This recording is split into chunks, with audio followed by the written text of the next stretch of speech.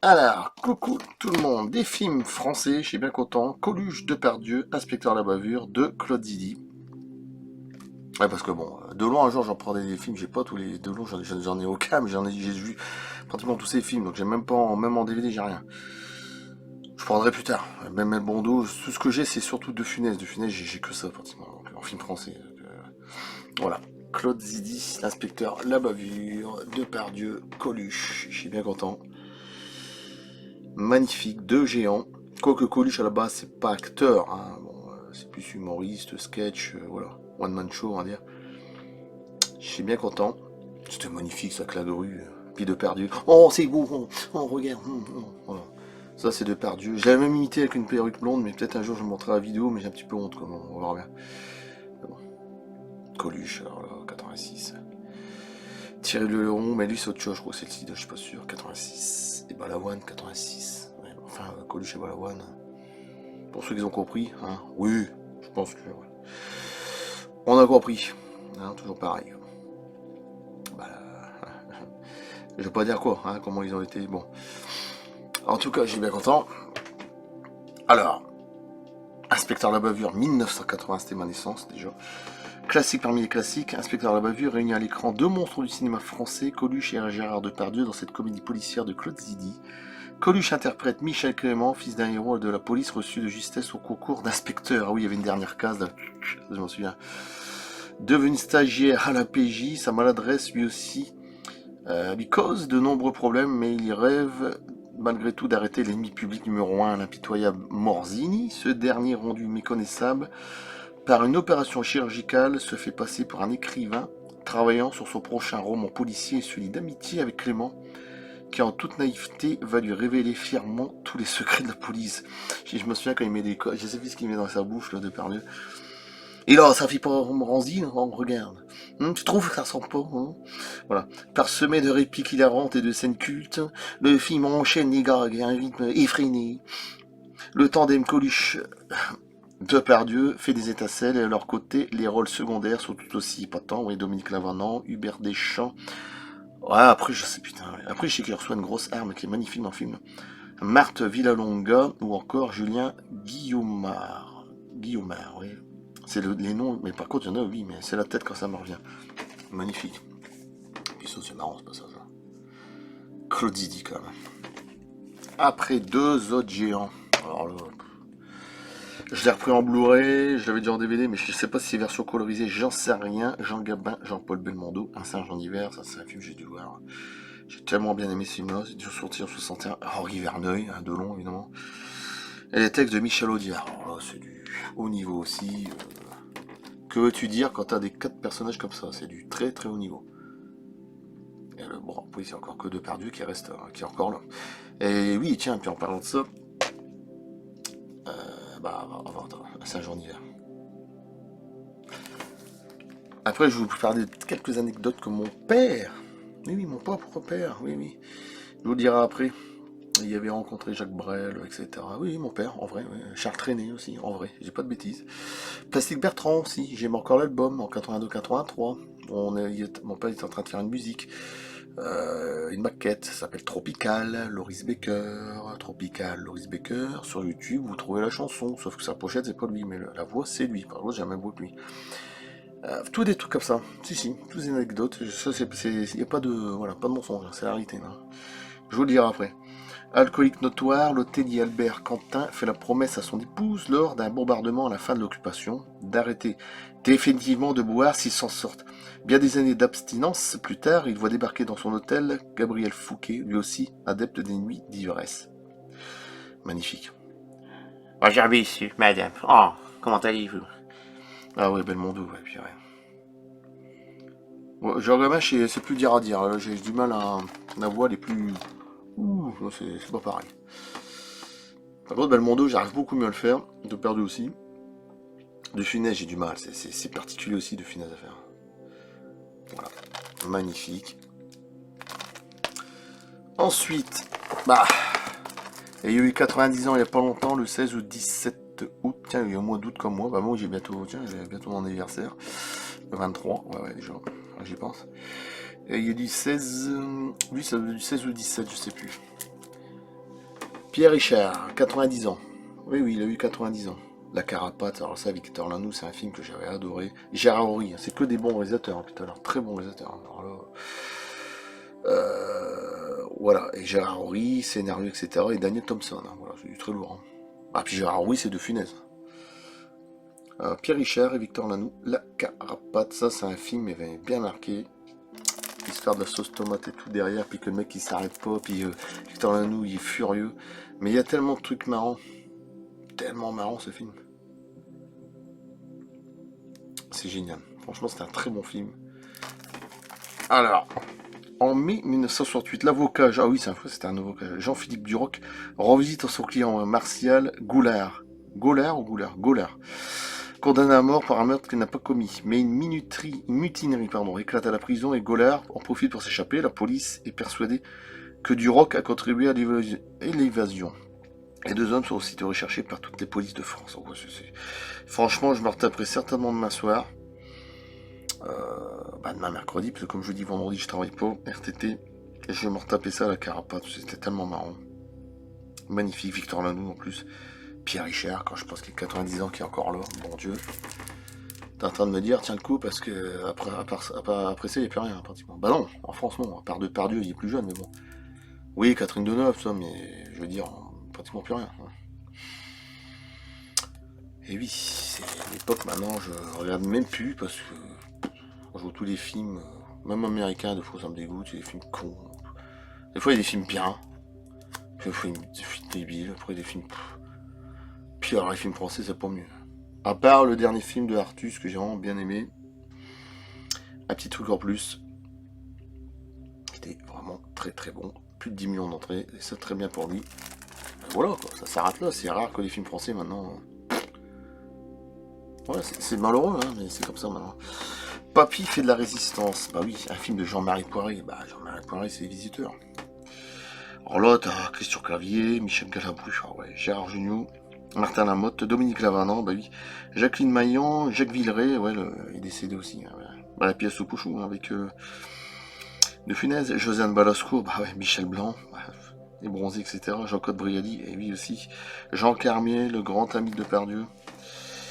Bernard Giraudot. Alors Bernard Giraudot, c'était le film que j'avais racheté. Putain, je l'avais en tête. Qui est magnifique aussi, ça. Ça va me revenir. Je l'avais acheté, je l'avais même montré une fois sur mes vidéos. Thierry Lhermitte et Jean-Yann. Bernard Giraudot, mais si. Ouais, c'est Bernard Giraudot, hein, j'espère que je ne me trompe pas, c'est ça. Hein. Ouais, magnifique. Mais c'est marrant, je l'ai en tête, je l'ai vu il pas autant. Avec Galabru qui joue dedans aussi, avec Bernard Giraudot, mais je sais plus le titre du film. À la vie dissolue de Gérard Floch, voilà, je l'avais racheté, je trouve ça complètement délirant ce film-là. Il est en. À part aussi, mais tellement marrant.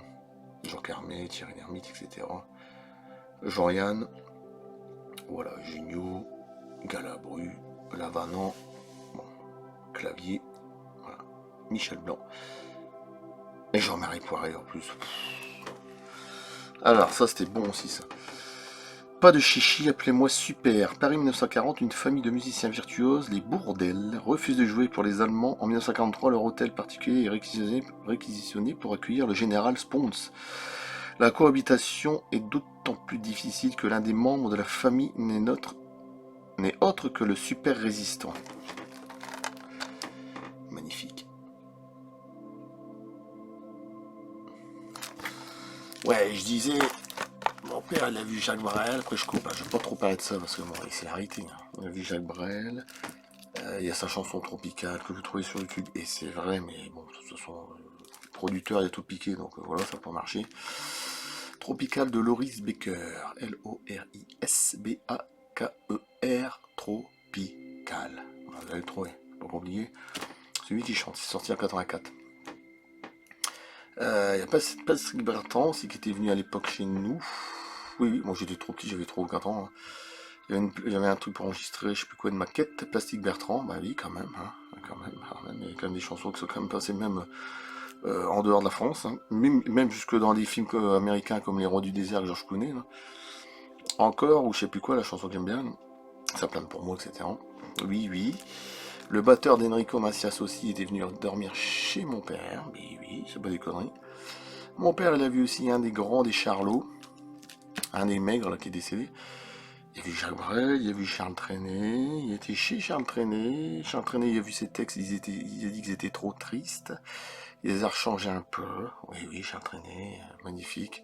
Il dit qu'il y avait des Rolls-Royce et tout. Enfin, dans sa villa, c'est un truc de fou. Quoi. Bah, il y a 5-6 chansons de Charles Trenet qui sont mondialement connues. Hein, donc, c'est pas étonnant. Hein. Puis comme j'aimais bien en plus, mais Jacques Brel, il l'a vu aussi. C'était son chanteur préféré pratiquement. Donc, ouais. Et ça, c'est pas des conneries. Et ma mère, une fois dans la rue. Mais à l'époque, on trouvait ça normal, toi. À l'époque, quand t'avais des grands artistes, on trouvait ça normal, à Paris, voilà. Ma mère, elle avait vu Claude François, elle a dit qu'il était petit pour beau dans la mètre 60-65, elle faisait à peu près sa taille, hein, ma mère. Elle se souvient qu'elle Claude François, elle avait regardé dans les yeux, mais ça l'a rien fait de plus. Mais maintenant, avec le recul, elle se dit, purée. Ben oui. Mais à l'époque, tu voyais des gens connus dans la rue, bon, ouais. Maintenant, on fait tout un chichi, un coco nerveux. Dès que tu vois quelqu'un dans la rue, ou une espèce de, je sais pas, sur internet, un youtubeur, ou je sais pas quoi, là, bah, tout ce qu'on voit, là. Et tout de suite, ça prend une ampleur, alors que c'est rien du tout à côté des gens que j'ai cités. Et c'est ça qui me... Franchement, à l'époque, on aurait ça pratiquement normal, on va dire. T'es même pas choqué. Maintenant, dès que tu vois quelqu'un qui est influenceur de mes fesses, tout de suite, ça prend une ampleur. Oh ouais, c'est lui, t'as vu, télé.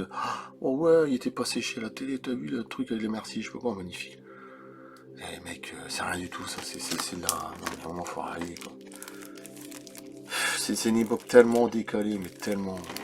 Bon, comme il disait donc, je suis tout à fait d'accord avec lui. C'est une époque que je ne reconnais pas. Et pourtant, j'ai la moitié de son âge. Hein. Il va mon anniversaire, d'ailleurs. Il est mort à 88 ans. Donc, la moitié de son âge, il y en a qui sont en train de calculer. Ouais, et Pierre Richard, il y a eu au mois d'août. Ben, moi, je suis au mois d'août aussi. 90 ans. Par contre, il y a un nain que j'aurais bien voulu voir. Mon père, c'était Patrick Devers. Et je suis tout à fait d'accord. Pour moi, c'était un des plus grands. Il avait une tête particulière. Un truc de fou. Il y a sa fille, Lola Devers, qui ressemble beaucoup. Hein. Il savait tout jouer, même de par Dieu, il y avait des rôles qu'il pouvait même pas jouer, alors que Patrick Devers, il pouvait le faire, comme série noire. Pour moi, c'était du haut niveau. Alors lui, Rému ou Gabin, mais pour moi, Patrick Devers, il avait quelque chose en plus. Voilà. Et il est mort dans la souffrance, parce qu'il est né dans la souffrance. Hein. Plein de trucs assez horribles, hein, quand il était petit, attouchement, etc. Mais oui, mort à 35 ans, c'est pas étonnant. Hein.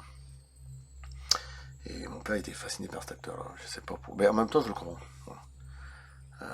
Écorché vif, etc. Et puis, c'était Patrick Devers. Et puis j'aimais bien, c'était son profil, quoi, avec son nez, sa bouche. J'ai toujours dit, mais comment je dis ça à mon père, il dit, ouais. Après il dit, ouais, t'as raison.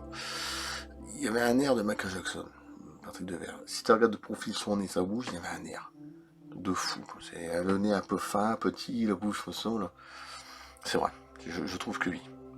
Mais bon. Mais franchement, Patrick Devers, c'était... Dès que mon père en parlait, il fallait pas. C'est son acteur fétiche, il fallait pas, parce qu'il...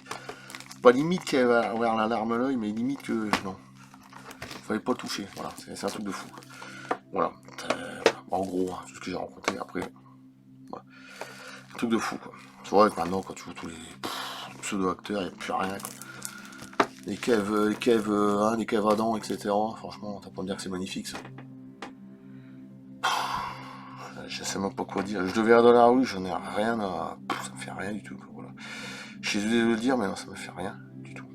Allez, je coupe là. C'est pour ça qu'on a tous une âme un petit peu d'artiste ici dans la famille. Bon, comme moi, mais Galaxy One avec les vidéos sur l'ufologie. Ouais, bah oui, oui. Et pourtant, je fais tout gratuit. Voilà. On a quand même une âme, si, un petit peu. Ouais. Bon, après, voilà, hein. Bon, ça s'arrête là aussi. Mais c'est quand même. Et oui. Allez, je coupe, merci, à plus. Et la prochaine fois, je reçois un laser de Star Wars, particulier, parce que c'est un laser qui est personnalisé.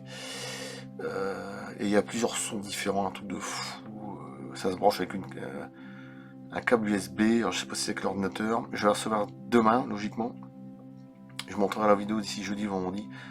Magnifique, et puis encore des autres trucs, Tomb Raider, etc. Voilà. Allez, je coupe, merci, à bientôt. Et plusieurs sons différents, donc il y a Dark Vador, il y a plein de mélanges, il y a 12 sons différents, de trucs de fou. Quoi. Pas si cher que ça, dans les 115. Ouais, c'est encore 115, ça va. Parce que quand on a que t'as des lasers qui coûtent 300, 400, je dis arrêtez vos conneries. Et là, alors celui-là, il coûte 115 et il fait 12 sons différents. Il y a quand même un problème. Puis t'en as, ils font un son seulement, Dark Vador, on va dire. Et le truc, il a 300 euros. Je sais pas, enfin bref. Allez, je coupe. À plus. Merci. À bientôt. D'ici demain ou après-demain. Voilà, en même temps, je vous raconter des petites anecdotes par rapport à mon père qui est plus de ce monde. Et puis voilà. Et c'est véridique, hein, ça. J'ai l'album aussi avec Plastic Bertrand qui est dedans, hein, quand il est jeune. Un jour, je pourrais vous montrer. Hein. Si. J'ai encore les photos. Si. Si vous voulez la preuve, je l'ai.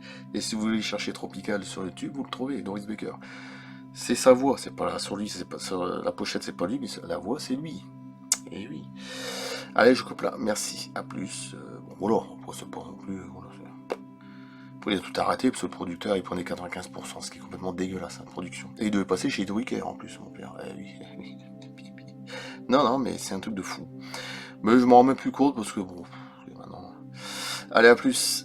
Puis dans demain ou après-demain. Merci.